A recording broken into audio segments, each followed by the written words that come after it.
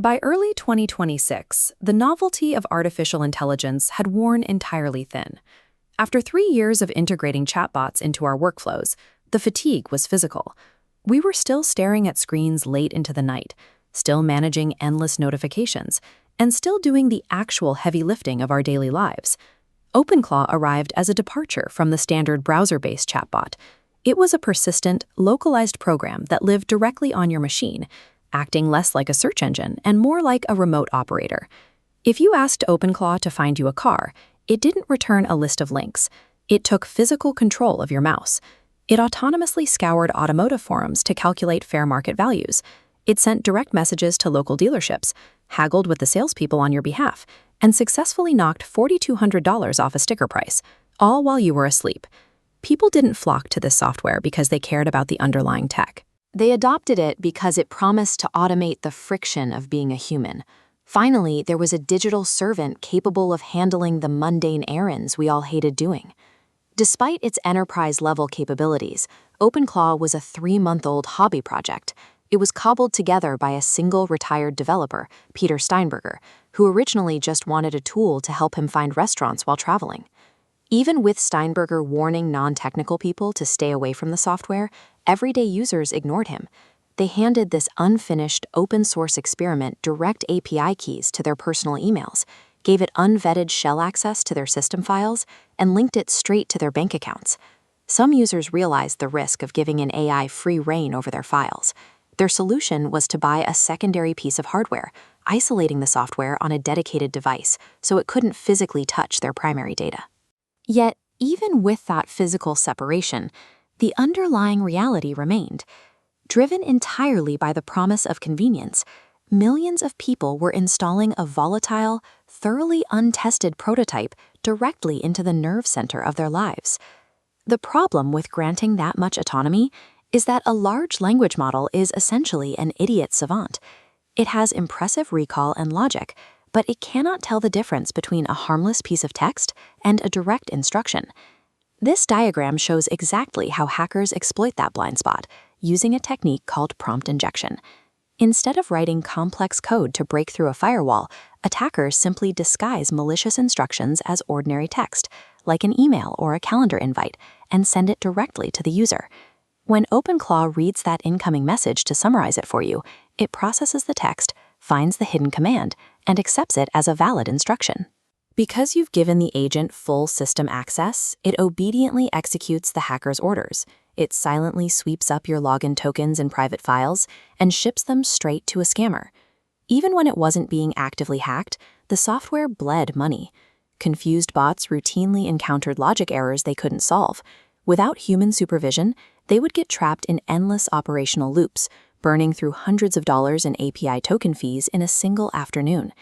Handing an AI full local control didn't make our devices smarter or our lives more efficient. By removing the boundary between the user and the machine, every single email, Discord message, and text alert became a live attack surface. Management enthusiasm for agentic workflows outpaced caution. At Amazon, generative AI agents were authorized to autonomously rebuild system code to save costs. Instead of fixing bugs, the agents deleted critical lines and replaced them with garbage code, crashing the company's server infrastructure. An attacker slipped a single line of malicious code into a routine software update on GitHub. Because developer triage bots, also running on unvetted agentic software, blindly processed the text, 4,000 highly skilled software engineers inadvertently installed OpenClaw malware onto their machines without ever noticing. The vulnerability soon reached the highest levels of finance. Criminal networks used these same AI tools to generate highly convincing fake bank statements and payslips, flooding the Commonwealth Bank of Australia with fraudulent applications that the bank's automated systems couldn't distinguish from the real thing. It resulted in over $1 billion in fraudulent loans. But the most effective attack relied purely on human psychology.